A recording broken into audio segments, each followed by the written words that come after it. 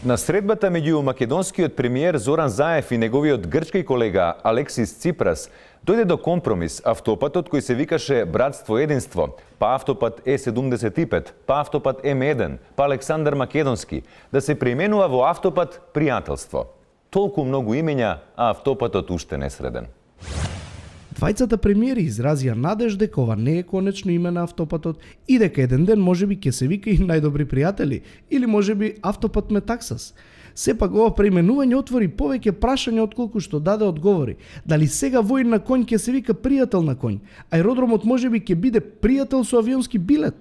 Дали продуцентите на шоуто Пријатели ќе покренат спор за користење на името со Македонија и дали Метју Нимиц ќе се нафати да биде медијатор?